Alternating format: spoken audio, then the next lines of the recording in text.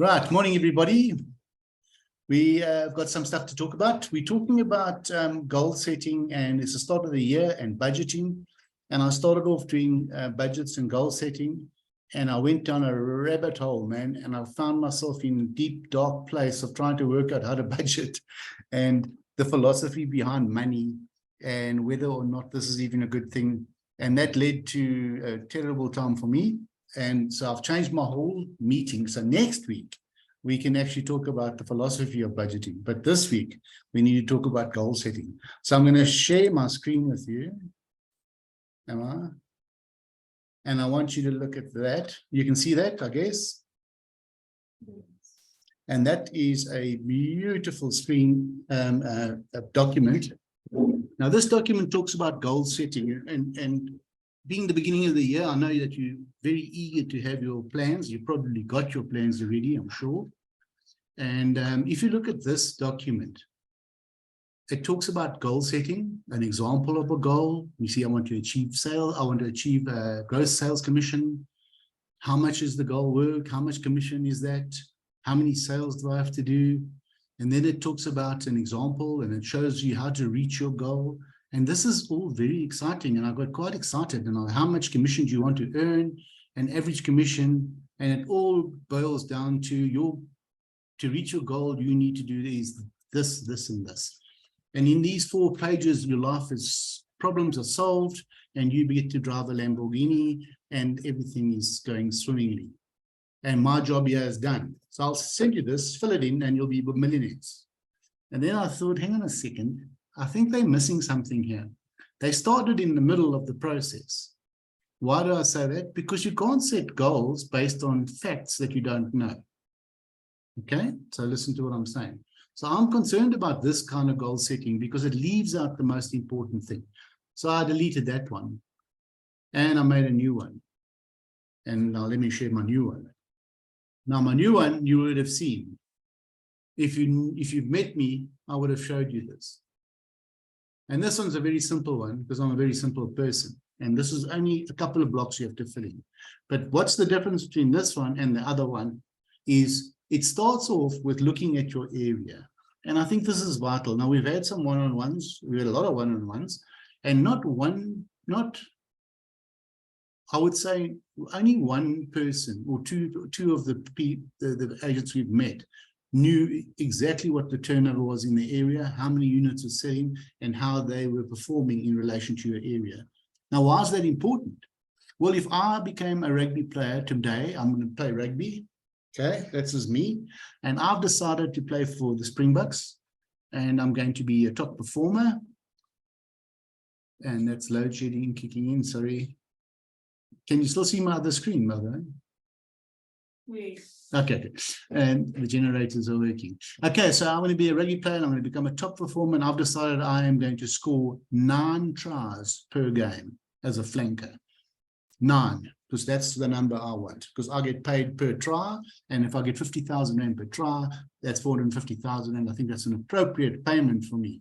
So I consult my mate Kali from Badar, who's on the wall in his fishing shop, and he says, Anton, I watch a bit of rugby, and 9 tries per game for a flanker is an awful lot of tries. That's something that's never been achieved before. Are you sure that you are of the ilk of the great men that can score tries to start with? And never mind that, amongst the great try scorers, are you the greatest that has ever been?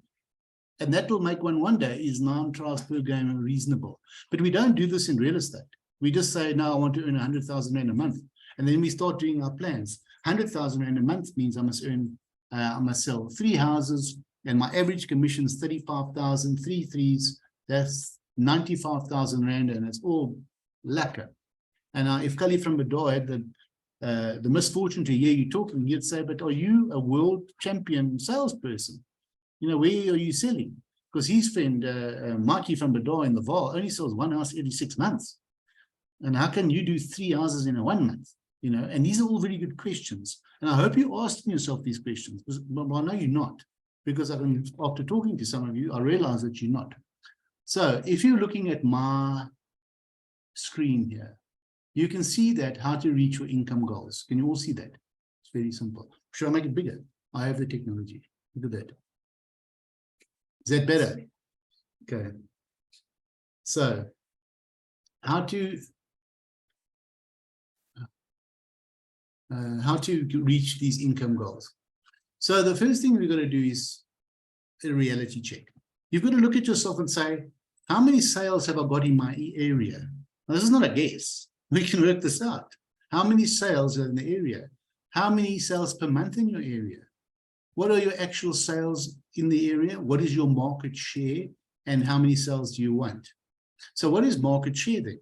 So now we stop looking at this and we look at a new thing called, and you might have seen this. Can you all see that? Yeah. So let's say my area is Blairgowrie, and I'll go there for sale in Blairgowrie on property 24. And I have a look at property 24 because now I want to know not only what's for sale in Blairgowrie, but what has sold in Blairgowrie and who's my competition in Blairgowrie. Because I'm trying to work out, can I store 9 tries? Is that the norm? So what happens in Blairgowrie? Let's have a look. So we go to Blairgowrie, we have a little look here. And on this first block or the first page, you'll see trends. And if you click that button, magic, it's just unbelievable. You get a nice picture of Blairgowrie in case you didn't know where it was. And you can realize, oh my word, Bordeaux's right next to Blairgowrie, so is Robindale, so is Craigall, Parkhurst. It's very close to a lot of suburbs. That's interesting to know. And then you go down here and you say, okay, how many houses have sold in Blairgowrie? You go, sold Irvin, you see that? And you click on 2022, and you see that there are 184 sales. Last year, the year before that, there were 220. So 184 to 200. Let's say 200 is the number. How many sectional title? 2. That's interesting. There's no sectional title. So if you were a sectional title expert and wanted to work in Blairgowrie, yeah, problems, eh? So what do we know about Blairgowrie? We know that there are about 200 sales. Then if we go back and we say, okay, 200 sales, that's quite a lot of sales in a year. But now who's in the area? So we have a little look here. Agents in Blairgowrie. Well, here's the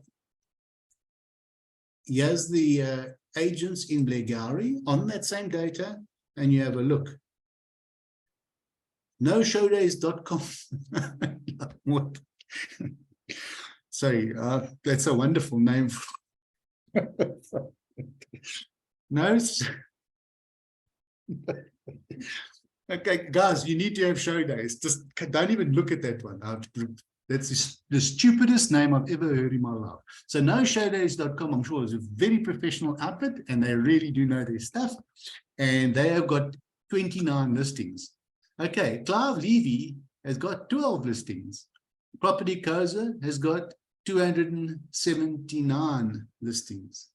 Makes me wonder what NoShowdays.com is doing wrong if Property Koza has got 279 listings there.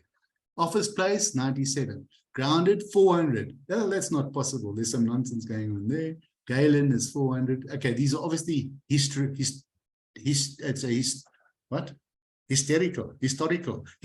data. So they're counting listings forever. The point of this information is that who's in the area and is it relevant? And when you look here, 500 listings from Remax. Galen's got 400. Property Koza has got 300. Clive Levy's got 1229. They are active, solid agents in the area. So you're going to know, you're going to have a fight. Okay, it's not going to be so easy. I'm not going to swan in here and just take over Blairgowrie. Okay, in spite of NoShowday.com owning the place. Okay, because my strategy would be, I will do a showday.com and then I'll see who sells the house. Because I suspect the will do a show day will do better than the no do a show day. Okay, so that's what we know about that. Do you see this one still? Do you see my spreadsheet? No. It's very disappointing. Let me just hook it up here. Sorry, I need to stop the share. Give me the power. Okay, so now we've done our homework. Now you see the spreadsheet again. Yes? Yes. It's like a miracle. Okay, so what do we know? How many sales in the area? Let's say there were 200. Well, let's be very positive and say there were 220 because there were 220. Oh, and there were 2 sectional titles, so 222. That's how many sales there are. So how many sales per month are there in Blairgowrie? 19. Ooh, okay, that's not such a lot. What is your actual sale per month in your area? How much have you actually sold in the area? Anton, how many did you sell last year? I sold 6. So how many is that a month? It's like a half of one a month. So I put in here 0.5. So my actual market share is 3%. 3%. That's how much of that market I can have right now. Okay, but how many sales do I want a month? I want 1 a month. So if I want 1 sale a month, my whoosh market share is 5%. So I'm saying to myself, even before I started budgeting, that I want my market share to go from 3% to 5%. A half a sale a month, 1 every second month, to 1 every month. And what am I going to do? Exactly the same as last year. Okay. Well, good luck with that. It's a bold plan. I hope it pays off for you, because doing the same as last year is not going to get you more than you did last year. There's no fluke in this. I remember real estate is not luck. The Hogwarts school of wizardry is probably a better place for you to be educated if you believe in magic and luck. In real estate, the bad news is you've actually got to do the work. This is an unfortunate side effect of this business. But let's do the planning now. So let's have a look. So this one here is how much do you want to earn? Now you can dream. Now you can say, okay, I actually want to earn 1 million rand in a year. So you put your 1 million rand. Cool. I think that's lekker. But what's my average sales price? Now you go back to the CMA data, or you go back to property 24, you look at that little graph, and it tells you what the average sale in Begari is. And I've already looked at it, so I know that it's 6 million. But I didn't actually look, so I'm guessing. But I would have looked if I was doing this properly. So 1.6 million. So my com is at 5.5%, because that's what we marketed at. And that means that the average commission you can earn is 88,000. And what is your split? Now you can put in here, I'm a rookie, my split's 50%. I'm not a rookie, I've handed in my logbook, 60%. I'm not only handed in my logbook, I've also done my NQF4, 70%. Or I am a legend, I've written my PDE, and I am on 80%. So you can pick your own one. Lekker, eh? Customizable. Very proud of that. Okay, so at 80%, let's say that you are halfway through your logbook and you are at 70% just for fun. So it tells you now, in order to achieve that, you need to do 16 sales per year. Okay, now you should have a very cold and sobering feeling washing over you. Okay, this is the feeling of reality coming home to roost.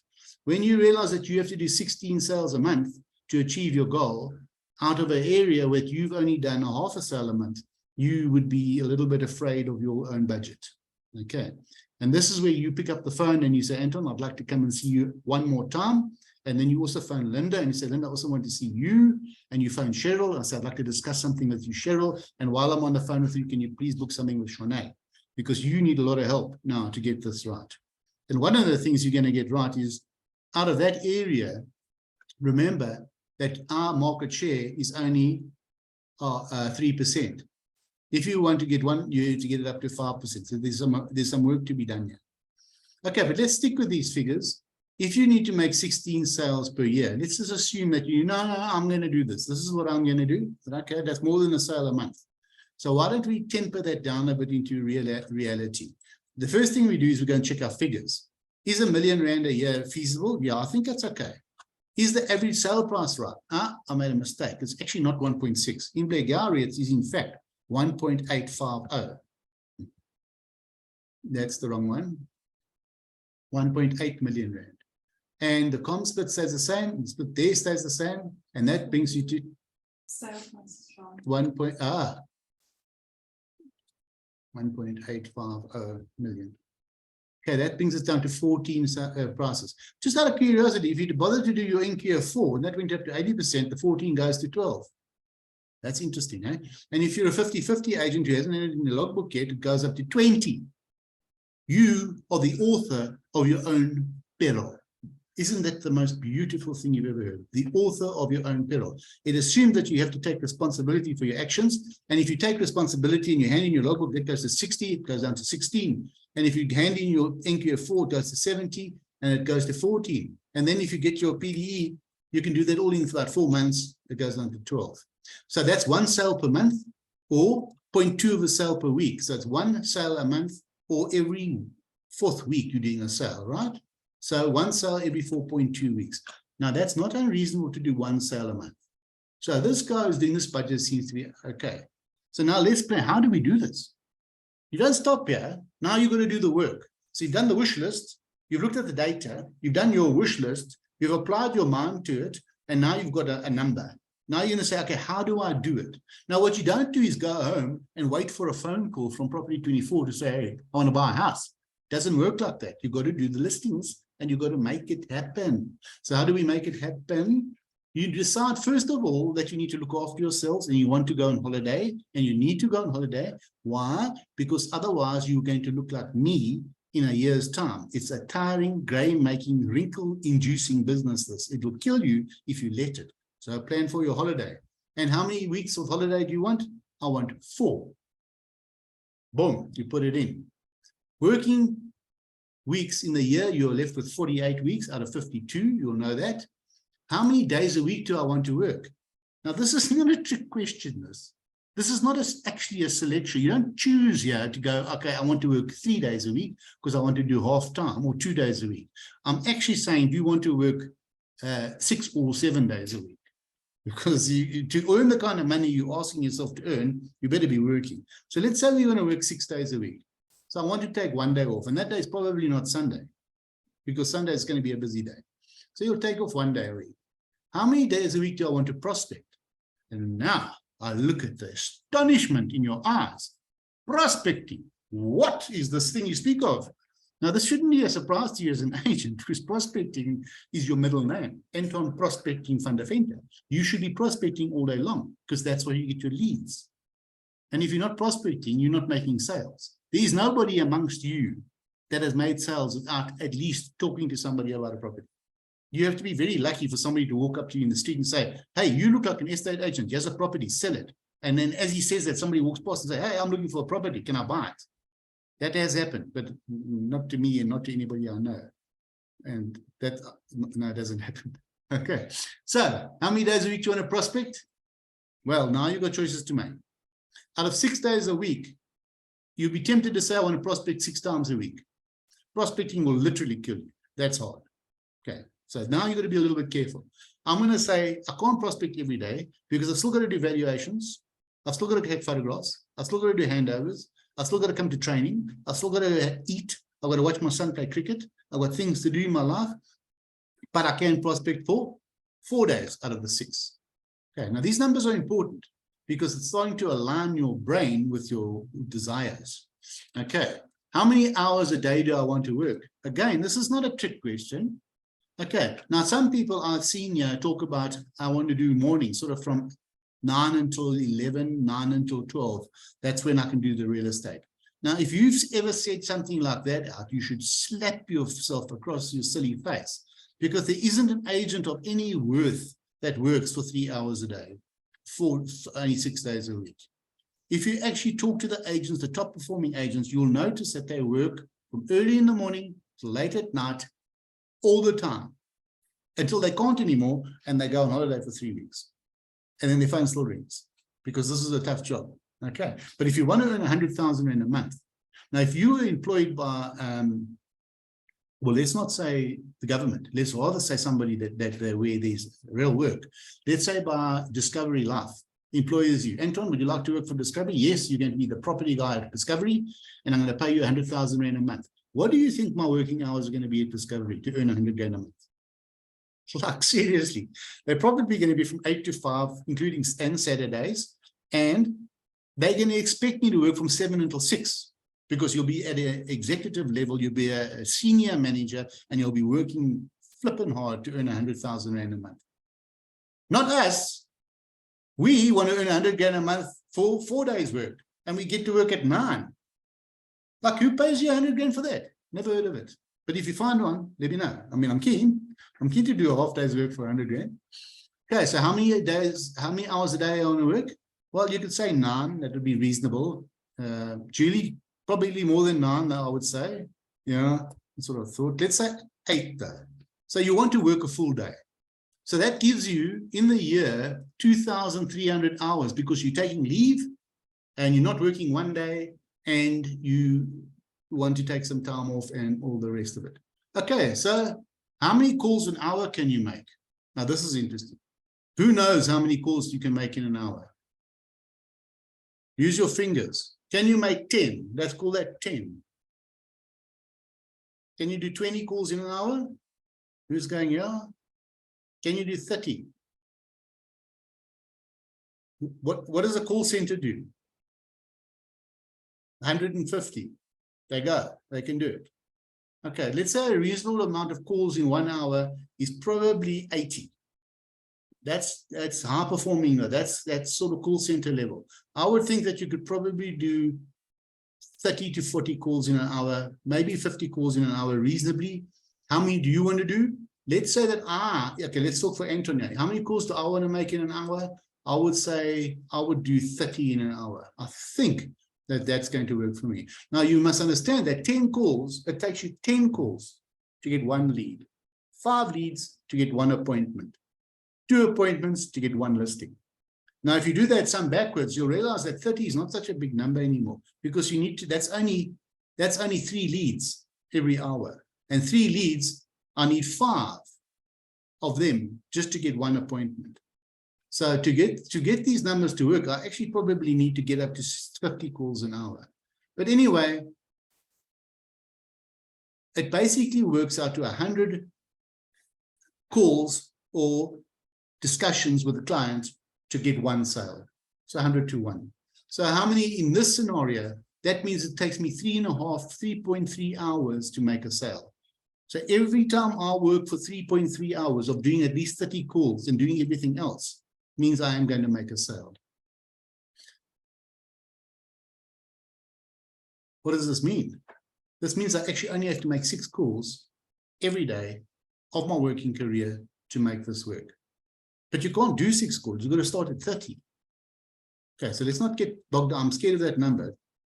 Okay, so let's go back to the top. If you want to sell, if you want to make R1 million, you have to do the sum. And I'll send you this template. You have to do the sum. You have to say, can my area sustain the sales that will lead to R1 million with commission? Now, if you're in Blairgowrie and there's big competition, there is only, how many sales was it a month? 19 sales per month. With stiff competition, I've got 3% of the market. It's unlikely. Now, I know when I looked at that map, I could broaden the area. I could go into Parktown North. I could go into Bordeaux.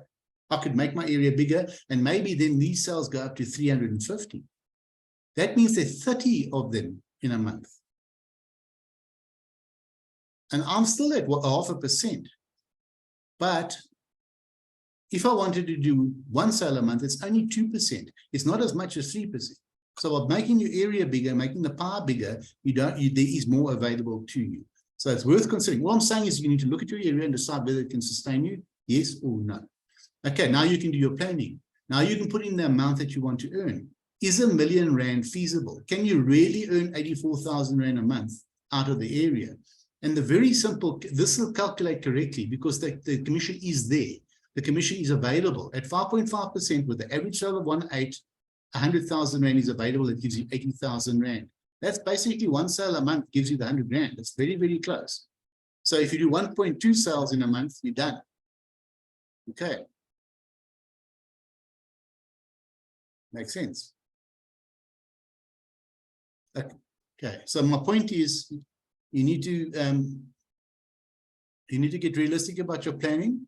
And the guys that have come to see us maybe need to go look back at the territories. What is the area they're going to work? What are they expecting out of it? And how do they base, what do they base that on? And if I say, okay, I'm going to work in Blairgowrie tomorrow, so this year I want to earn that kind of money. And how many houses have you sold in Blairgowrie, Anton? Well, last year I sold none. Okay, and to earn R1 million, you need to sell one a month. That's 12 houses, and 12 houses is actually 3% of the market. How are you going to go from 0 to 3%? And a whole cascade of ideas will come tumbling down, and the warm comfort of marketing will happen to you. And you'll say, well, to get known in Blairgowrie, the first thing I do is probably put signboards all the way up Blairgowrie Drive. Anton, champion agent. Hundreds of them. Anton. And flyers. I'm going to print 5,000 flyers because there's only 2,500 houses.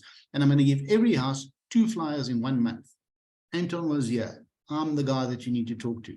Then I'm going to phone every house that's for sale in the area and say, I see that you're for sale. You need my help. When can I list your house? How can I list it? What do you need from me? Okay. And then I'm going to go to every house that was sold in the area. And I'm going to go 5 by 5, 25 flyers saying, house number 42 sold. If you are considering selling or are looking for a free valuation, give me a call. You're not saying you sold it. You're just saying it did sell. Because what do we know about sales? If a sale happens in an area within a radius of that house, of 25 houses around it, statistically, there's a 60–70% chance that one more will come up. That is a fact. It's like magic. That is really magic. Okay. So right there, I've already made a plan to get myself into Blairgowrie. And I'm not going to sell a house a month in Blairgowrie from starting from scratch, because it's going to take you a year to establish yourself, to get going, to do the marketing, for people to start understanding who you are. If you have been in the area and you need to ask yourself, how many flyers did I hand out last year? How many billboards have I got up? How many drops did I do to people that have sold? How many drops did I do to the people around them? How many people did I phone that are on the market? And how many cold calls did I do? Because these are all the things that are going to turn into things. Remember, you've got to go back to basics now, because it's a new year and you've got to do the things that make money. There's no fancy stuff here. I've got a Facebook account and I'm on sell houses, and I know Facebook's going to come back and flood me with people wanting to sell their houses. Never going to happen. Facebook's rubbish. Okay, Facebook is rubbish for marketing sale of properties. Facebook is fantastic for showing people your kitten or your dog. Okay, fluffy in the background, because that's what's important to Facebook. They don't care about you and your business, and they're never going to make money out of Facebook. Okay, so social media marketing is good for putting my face with the brand Property Koza. That's what it's good for, branding, just getting out there. And for joining groups, I love Blairgowrie, and you keep posting on I love Blairgowrie, me and my dog, until people see you in the street. Hey, you're Anton. Oh yeah, well, you're a property guy. Oh, okay, like, and that's what Facebook's for. It's not for selling. Okay. And on that bombshell, we have done the first half of budgeting. We now know what your area can produce, what you want, and you are going to establish whether those 2 things reconcile. If they don't reconcile, you're going to be making phone calls to Linda, Anton, everybody. How do we get these 2 things to reconcile? Because one option is that you reduce your income and say, look, okay, I'm not going to earn 100 grand. I'm going to earn 20,000 rand this year. And that's fine if you're happy with it. If you're not happy with that, you better do something about it, because it's not going to happen by magic. You can't say I'm selling in Newlands and I want to earn R1 million this year, when we all know that Newlands sold 3 properties last year.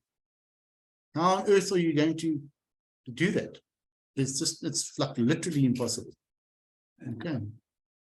So,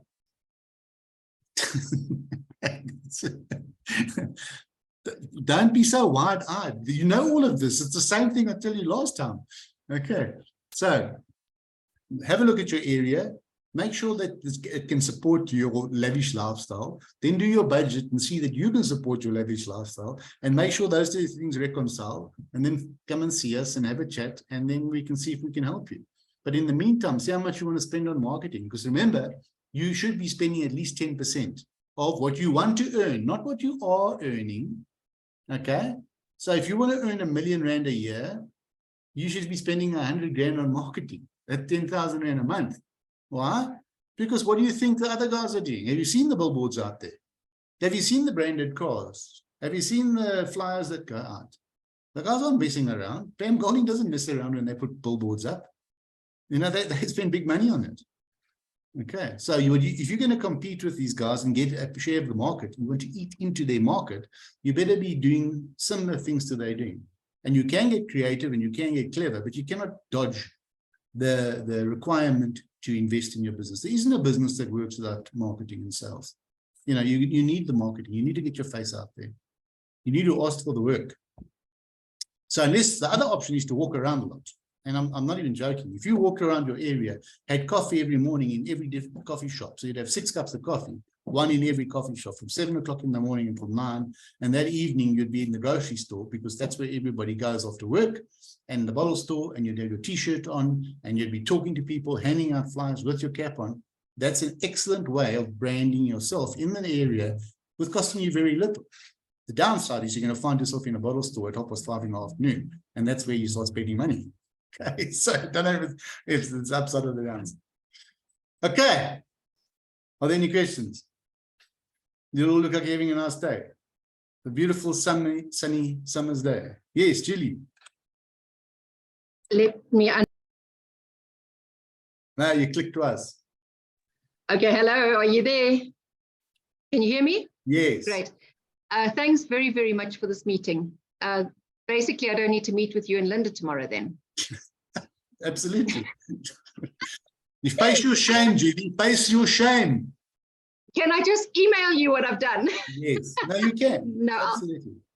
No, honestly, do you guys want to see me tomorrow? No. So, hey, are you okay? Because I can email you exactly what you've just told me. Do it. Is that fine? Yeah. Okay, so I'll see you guys in Irene then. Yes, we'll come and see you. Next time. Thanks. And thanks for everything, Anton and Linda. I have to sign off now, and I say thank you very, very much. Sure. Okay, yeah. No, it's absolutely fine. I want you to apply your minds to your budgeting and your areas. So as long as you've done that, you know, I don't mind if you talk to me on Zoom or on a phone in person. It's always better in person though, because then I can watch you squirming in your seat at embarrassment as you try and convince yourself firstly and then me that you've done the work. Okay, when the reality is that you actually haven't. But there's no shame in that. You know, it's better to have not done the work and failed than to have done all the work and failed. So at least you know where you are. Okay, I didn't do any work and I didn't get paid, so that's fine. But if you've worked like a madman, spent 10,000 Rand a month for the whole of last year, done everything I've said you do, and you still didn't make a sale, then there's a much bigger problem that I actually can't help you with. Okay. Anyway, guys, have a lovely day. It's not going to be like that. Come and see us, please. We need to be, the reason you need to see us is not for us to test you or to manage you in some silly way. It's to assist you where we can. And remember, we're your partners and we need to plan for it. And we need to plan our resources around you and to support you. So it's nice to talk to you, and everybody we've spoken to, we've offered them some advice. They've given us some great ideas, and we are learning from you also. So please don't, it's not a, and if you feel like you're being micromanaged in that is something going on in your own head. It's not what the reality is. And if that is actually going on, that you don't feel like seeing us because I don't need to be managed like a child, then you actually do need to come and see us, because you do need to be managed like a child then, because that's very childish way of thinking about somebody who's trying to help you and manage their own business. Because in every partnership, there has to be a meeting at some point, I would think. You know what I mean? So please don't be negative about it. Come and chat, have some coffee. And if you don't want to, don't do that, phone me or Zoom me or something. Okay, have a nice day. And as my good friend Malcolm would say, go and rent some houses, Sandy. Okay.